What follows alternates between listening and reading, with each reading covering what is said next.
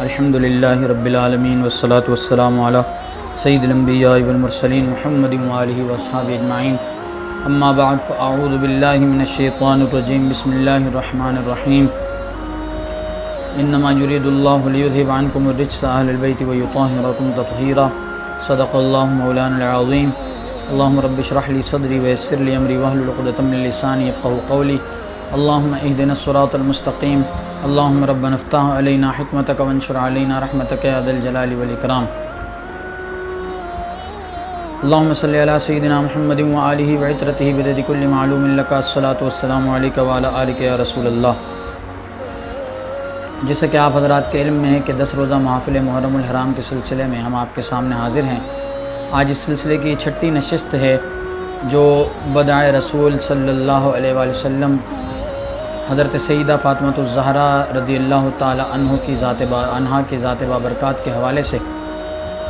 ان کے فضائل کے حوالے سے آپ کے سامنے انشاءاللہ ہم لے کر حاضر ہو رہے ہیں۔ اس سلسلے کی پہلی نشست آپ ملاحظہ فرما چکے ہیں، اس میں بھی ہم نے حضرت سیدہ خاتون جنت سلام اللہ علیہا کے حوالے سے آپ کے سامنے گفتگو پیش کی تھی۔ سیدہ خاتون جنت کو بہت نسبت حاصل ہے، اور آپ رضی اللہ تعالی عنہ کے بارے میں علامہ اقبال نے کہا ہے، مریم از یک نسبت عیسیٰ عزیز، باس نسبت حضرت زہرا عزیز، نور چشم رحمت للعالمین، امام اولین و آخرین، بانوے تاجدار حل عطا، مرتضی مشکل کشا شیر خدا، مادر قافلہ سالار عشق، مادر مرکز پرکار عشق۔ آپ علامہ اقبال کے ان اشعار میں علامہ اقبال نے فرمایا کہ حضرت مریم کو صرف حضرت عیسیٰ علیہ السلام کی ایک نسبت حاصل تھی جس کی وجہ سے وہ معزز ہوئیں، لیکن حضرت سیدہ خاتون جنت کو ایک نہیں بلکہ 3 نسبتیں حاصل ہیں جن کی وجہ سے وہ معزز ہیں۔ پہلی نسبت ان کو یہ حاصل ہے کہ وہ اللہ کے پیارے حبیب جو تمام جہانوں کے لیے رحمت بنا کر بھیجے گئے ہیں، ان کی آنکھوں کا نور ہیں، یعنی ان کی لخت جگر ہیں۔ پھر فرمایا امام اولین و آخرین، اور آپ کی شان یہ ہے آپ صلی اللہ علیہ وسلم کی کہ آپ اولین و آخرین سبھی کے امام ہیں۔ پھر فرمایا دوسری نسبت جو آپ کو حاصل ہے وہ یہ ہے کہ بانوے تاجدار حل عطا، کہ آپ سلام اللہ علیہ حضرت شیر خدا مولا مشکل کشا حضرت حیدر کرار علی کرم اللہ تعالی وجہ الکریم کی زوجہ محترمہ ہیں۔ اور پھر فرمایا مادر قافلہ سالار عشق، مادر مرکز پرکار عشق۔ اور فرمایا تیسری نسبت آپ کو یہ حاصل ہے کہ آپ دونوں صاحبزادگان حضرت امام حسن حسین کی والدہ ماجدہ ہیں، ان میں سے ایک قافلہ سالار عشق ہے، دوسرا مرکز پرکار عشق ہے۔ بہرحال حضرت سیدہ خاتون جنت رضی اللہ تعالی عنہا کو یہ جو نسبتیں حاصل ہیں اس کی وجہ سے آپ کا مقام و مرتبہ بھی بہت ہی زیادہ بلند ہے۔ اللہ نے بھی آپ کو بہت عزت عطا فرمائی ہے، حتیٰ کہ قیامت کے روز بھی آپ رضی اللہ تعالی عنہا و سلام اللہ علیہ کی عزت و احترام کا گویا باقاعدہ میدان محشر میں ایک طرح سے لوگوں کے سامنے اظہار ہوگا۔ وہ کس طرح اشرف المعبد لآل محمد صلی اللہ علیہ وآلہ وسلم میں حضرت علامہ یوسف بن اسماعیل نبہانی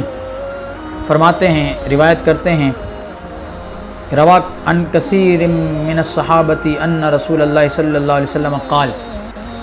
کہ بہت سارے صحابہ سے نبی کریم صلی اللہ علیہ وسلم کی یہ حدیث مروی ہے، اذا کان یوم القیامۃ، کہ جب قیامت کا دن ہوگا، نادا مناد من بطنان العرش، تو عرش کے بطن سے ایک ندا کرنے والا ندا دے گا، یا اہل الجمع نکسوا رؤوسکم۔ وہ ندا کیا ہوگی؟ آپ دیکھیں نبی کریم صلی اللہ علیہ وسلم نے دنیا میں تو حضرت خاتون جنت کے فضائل و مناقب کا بیان فرمایا ہی ہے،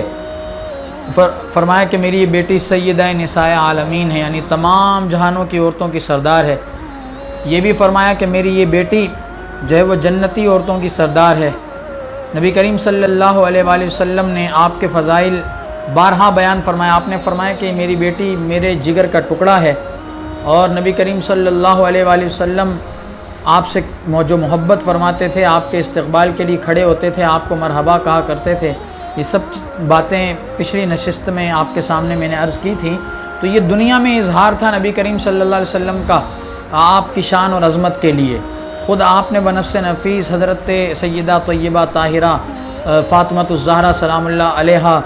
کے لیے کھڑے ہو کر آپ کا استقبال کر کے آپ کے مرتبے کا اظہار کرنے کے لیے سارے معاملات فرمائے، اور لوگوں کے سامنے آپ کی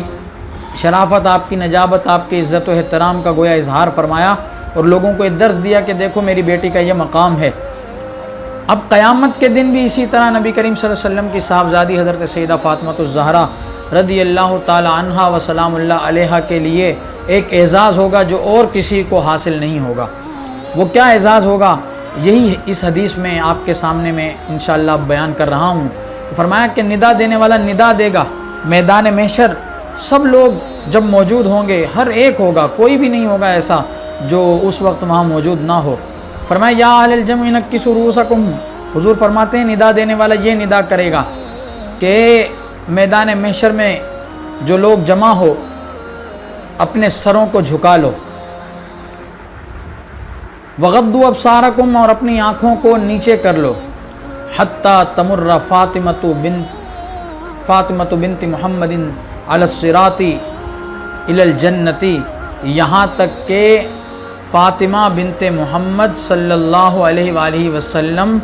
پل صراط سے گزر کر جنت میں داخل ہو جائیں۔ نبی کریم صلی اللہ علیہ وسلم کی صاحبزادی کا اکرام قیامت میں اس طرح کیا جائے گا، اور یہ اللہ کے حکم سے ہوگا۔ حضرت ابو ایوب رضی اللہ تعالی عنہ سے اس حدیث میں مزید اضافہ موجود ہے۔ وہ فرماتے ہیں جب حضرت سیدہ فاطمہ گزریں گی پل صراط سے تو اس وقت آپ کا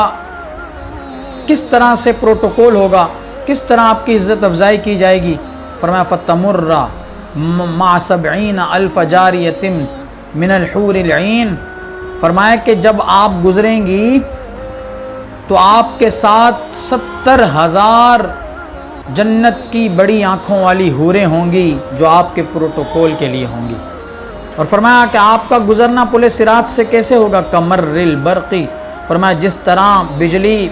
گزر جاتی ہے تیزی کے ساتھ، یعنی بجلی چمکتی ہے فوراً آنکھوں سے غائب ہو جاتی ہے، چمکنا اور اس کا پھر غائب ہو جانا یہ بالکل جو ہے وہ پلک جھپکنے کی طرح ہوتا ہے۔ تو اسی طرح فرماتے ہیں کہ حضرت خاتون جنت قیامت کے دن پل صراط سے جب گزریں گی، اللہ تعالیٰ ان کے اعزاز و اکرام میں اعلان میدان محشر میں کروائے گا کہ اے لوگوں اپنے سروں کو جھکا لو، اپنی آنکھوں کو بند کر لو، نیچے کر لو، تاکہ محمد مصطفیٰ کی بیٹی گزر جائیں۔ پل صراط سے گزر کر وہ جنت میں جب داخل ہوں گی تو 70,000 جنتی حوریں ان کے ساتھ ہوں گی، اور ان کی جو تیزی ہوگی خاتون جنت کی پل صراط سے گزرنے کی وہ بجلی کے کوندنے کی طرح ہوگی، گویا پلک جھپکنے میں خاتون جنت پل صراط سے گزر کر اس اعزاز و اکرام کے ساتھ اللہ کی جنت میں داخل ہو جائیں گی۔ یہ حضرت سیدہ خاتون جنت کا اعزاز و اکرام قیامت کے دن ظاہر ہوگا جو نبی کریم صلی اللہ علیہ وآلہ وسلم نے خود بیان فرمایا ہے۔ پھر اسی طرح نبی کریم صلی اللہ علیہ وآلہ وسلم نے یہ بھی فرمایا اپنی صاحبزادی اپنی لخت جگر کے بارے میں کہ فاطمہ نے جو ہے وہ اپنی شرمگاہ کی حفاظت کی۔ فاطمۃ احسنت فرجہا، حضرت امام قرطبی نے اس روایت کو نقل کیا ہے، اور اس روایت کو اشرف المعبد لآل محمد میں امام یوسف بن اسماعیل نبہانی نے بھی ذکر کیا ہے امام قرطبی کے حوالے سے۔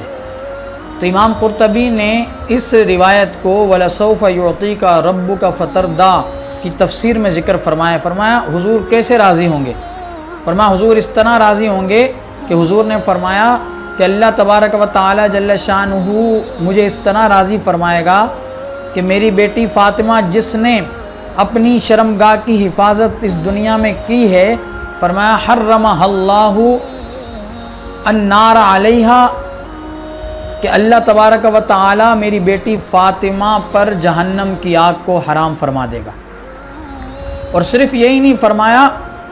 یہاں تک کہ فاطمہ کی اولاد پر بھی اللہ تبارک و تعالی جہنم کی آگ کو حرام کر دے گا۔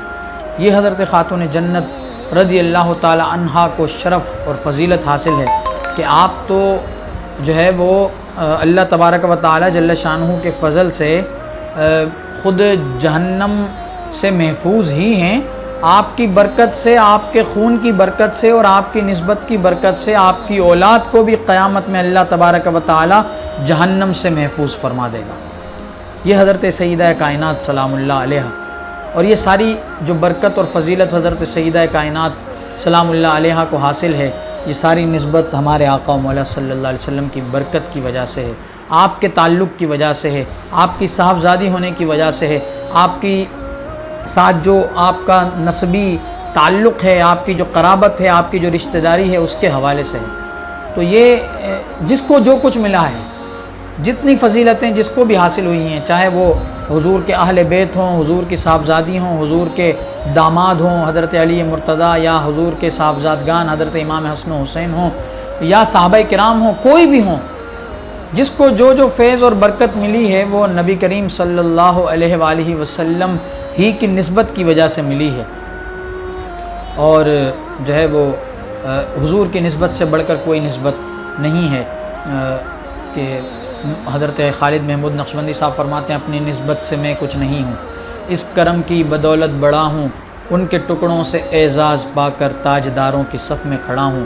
اگر کوئی فقیر بھی، کوئی گدا، کوئی محتاج بھی بارگاہ رسالت کے اندر مقام قرب پر فائز ہو جاتا ہے تو یقیناً اس مقام قرب مصطفیٰ صلی اللہ علیہ وسلم کی برکت کے باعث وہ صف تاجدار میں داخل ہو جاتا ہے، تاجداروں کی صف میں وہ بھی شامل ہو جاتا ہے، بلکہ دنیا کے تاجدار اس کے در کی گدائی کو اپنے لیے باعث اعزاز و اکرام اور باعث شرف و فضیلت سمجھتے ہیں۔ تو یہ ساری فضیلت جو حضرت سیدہ کائنات سلام اللہ علیہا کو حاصل ہے، یہ فقط حضور نبی کریم صلی اللہ تعالی علیہ وآلہ وسلم کی نسبت کی وجہ سے ہی حاصل ہے۔ اور حضرت امام سیوطی کے حوالے سے یہ نقل کیا ہے امام یوسف بن اسماعیل نبہانی نے، آپ فرماتے ہیں ومن خصائص ابنتہ فاطمہ انہا کانت لا تحید، کہ فرمایا کہ نبی کریم صلی اللہ علیہ وسلم کی صاحبزادی حضرت فاطمہ الزہرا سلام اللہ علیہا کی خاص فضیلتوں میں اور خاص آپ کی جو خصوصیات ہیں، اس میں سے ایک خصوصیت یہ بھی ہے کہ آپ کو کبھی بھی جو ہے وہ حیض نہیں آیا۔ اور فرمایا وَكَانَ إِذَا وَلَدَتْ طَهَرَتْ مِن نِفَاسِهَا بَعْدَ سَاعَةٍ، فرمایا جیسے ہی آپ کے یہاں کسی بچے کی، کسی صاحبزادے یا صاحبزادی کی ولادت ہوتی خاتون جنت کے گھر میں، تو فرمایا آپ کی یہ خصوصیت تھی کہ آپ ایک ساعت کے بعد ہی اس نفاس سے پاک ہو جاتی تھیں، ختم آپ سے وہ نفاس کا خون، اللہ تبارک و تعالیٰ اس کی رذالت سے، اس کی گندگی سے، اس کی ناپاکی سے آپ کو پاک و صاف فرما دیتا تھا۔ فرمایا حتی لا تفوتہا صلاۃ، یہاں تک کہ ایک نماز بھی حضرت خاتون جنت کی فوت نہیں ہوتی تھی، یعنی وہ آپ وقت میں ہی ادا کرتی تھیں۔ وَلِذَلِكَ سُمِّيَتِ الزَّهْرَاء، اسی لیے حضرت امام سیوطی فرماتے ہیں اس وجہ سے اللہ تبارک و تعالی جل شانہ کے حبیب کی ان صاحبزادی کا نام زہرا ہے۔ بطول نام رکھنے کی وجہ بھی حضرت امام سیوطی نے بیان فرمائی ہے، فرماتے ہیں وَأَمَّا تَسْمِيَتُهَا بِالْبَطُولِ فَقَالَ الصَّبَّانِ، کہ آپ کا نام بطول کیوں رکھنے کی وجہ کیا ہے؟ فرمایا سُمِّيَتْ بِذَلِكَ لِانْقِطَاعِهَا عَنْ نِسَاءِ زَمَانِهَا فضلاً ودیناً ونسباً، فرمایا کہ آپ کا نام بطول اس لیے پڑ گیا کہ آپ اپنے زمانے کی عورتوں سے فضیلت، دین اور خاندانی نسب کے اعتبار سے، ہر اعتبار سے بالکل الگ تھیں۔ گویا اس وجہ سے آپ کا نام بطول پڑ گیا، اور جو ہے وہ نبی کریم صلی اللہ علیہ وسلم کی صاحبزادی کو یہ سب فضائل نبی کریم صلی اللہ علیہ وسلم کی برکت سے حاصل ہوئے ہیں۔ تو نبی کریم صلی اللہ علیہ وسلم کی صاحبزادی کی یہ برکات اللہ سے دعا ہے اللہ ہمیں بھی نصیب فرمائے، اور آپ رضی اللہ تعالی عنہ کی شفاعت کل قیامت میں ہمیں بھی نصیب ہو۔ اللہ تبارک و تعالی کی بارگاہ میں اس دعا کے ساتھ آپ سے اجازت چاہیں گے۔ وآخر دعوانا ان الحمد للہ رب العالمین۔